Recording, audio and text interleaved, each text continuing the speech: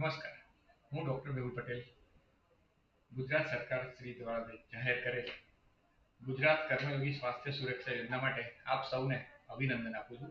ગુજરાત સરકાર શ્રી દ્વારા જાહેર કરાયેલ પરિપત્ર મુજબ હાલ ગુજરાત રાજ્યમાં ફરજ બજાવતા ઓલ ઇન્ડિયા સર્વિસના અધિકારીઓ તથા પેન્શનરો, રાજ્ય સરકારના અધિકારીઓ, કર્મચારીઓ, પેન્શનરો તથા આ તમામના આશ્રિત કુટુંબીજનોને એબીપીએમજય મા યોજના હેઠળ કેશલેસ તબીબી સારવારનો લાભ મળવા પાત્ર થશે.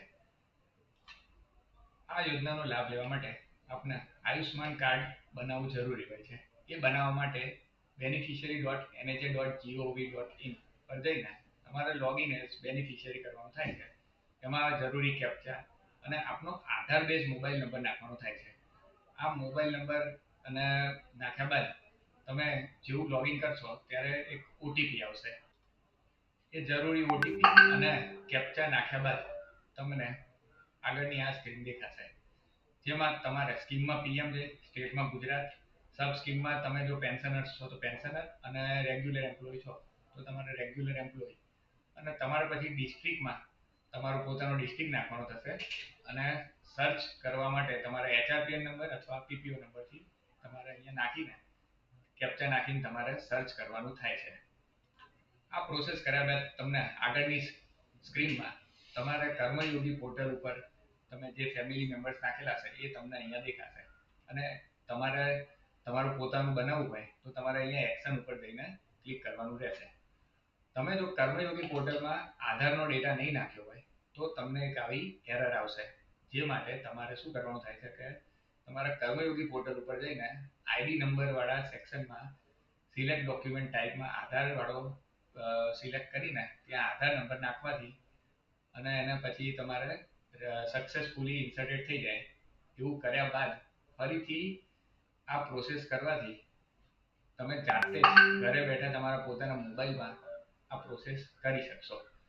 પેન્શનરના કિસ્સામાં આધાર નંબર આવતો ના હોવાથી એ લોકોના ડેટાબેઝમાં એ સુવિધા નથી, જેથી એ લોકો જાતે આ કાર્ડ નહીં બનાવી શકે. એના માટે તમને લેવલ 0 જે ઓપરેટરનું આઈડી છે, જે સુવિધા નજીકની એમ પેનલ પ્રાઇવેટ અથવા તો સરકારી હોસ્પિટલોમાં અને ઈ ગ્રામ સેન્ટર્સમાં આ સુવિધા ઉપલબ્ધ હોય છે.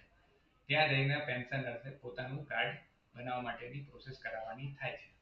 તો રેગ્યુલર કર્મચારીના કિસ્સામાં જેણે પોતાનો આધાર નંબર કર્મયોગી પોર્ટલમાં અપડેટ કરી દીધો છે એ લોકો પોતાની જાતે પોતાના મોબાઈલથી આ પ્રોસેસ કરવા માટે પોતાના આધાર બેઝ મોબાઈલ નંબર અહીંયા નાખશે, એમાં એક ઓટીપી આવશે, ઓટીપી અને કેપ્ચા નાખશે, ત્યારબાદ આ સ્ક્રીન ખુલશે.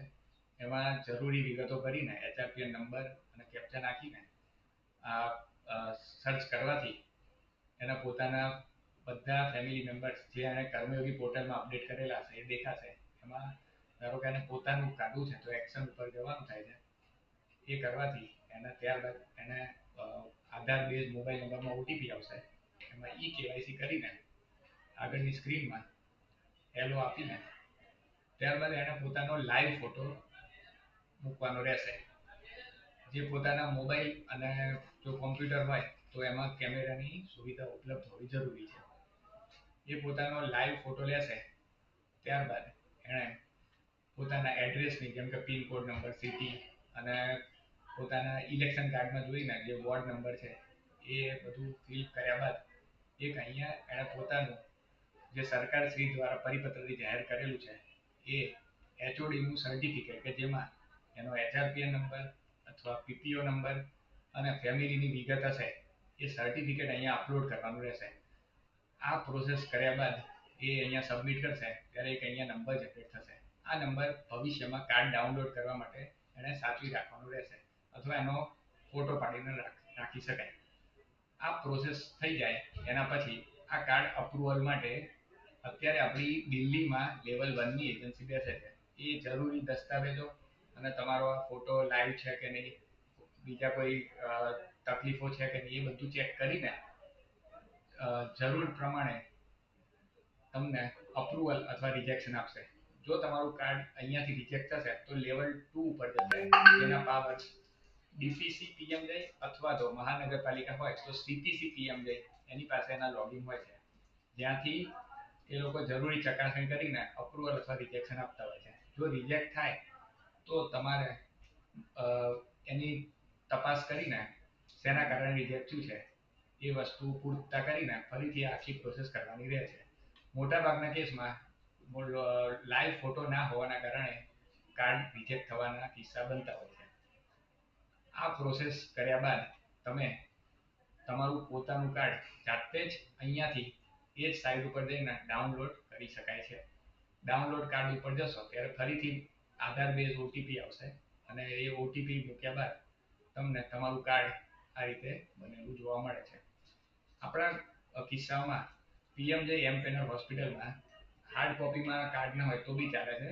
આ પીએમજેનો જે 10 આંકડાનો નંબર કે જે બી નંબર આવતો હોય એ નંબરના આધારે તમે સારવાર મેળવી શકો છો. સારવાર લેવા માટે એમ પેનલ હોસ્પિટલની માહિતી માટે તમારે hem.nha.gov.in ઉપર જઈને ફાઇન્ડ હોસ્પિટલ કરવાથી તમને આવું એક સ્ક્રીન ઓપન થશે. એમાં તમે એડવાન્સ સર્ચમાં જઈને તમે જે તે આખા ભારત દેશની વિગત આવી જાય એમાંથી ધારો કે મારે જાણવી છે કે ગુજરાતમાં તમારી કઈ હોસ્પિટલ છે અમદાવાદમાં અને પીએમજે હેઠળ કાર્ડિયોલોજી માટે મારે શોધવી છે અને એમાં બી મારે પ્રાઇવેટમાં જવું છે તો આ રીતે કરવાથી તમને પ્રાઇવેટ હોસ્પિટલની લિસ્ટ આવી જશે અને એમાં અહીંયા ક્લિક કરવાથી તમને એની ડાયરેક્શન પણ મળી જાય છે. જેથી તમે તમારી નજીકની હોસ્પિટલ બી શોધી શકો છો.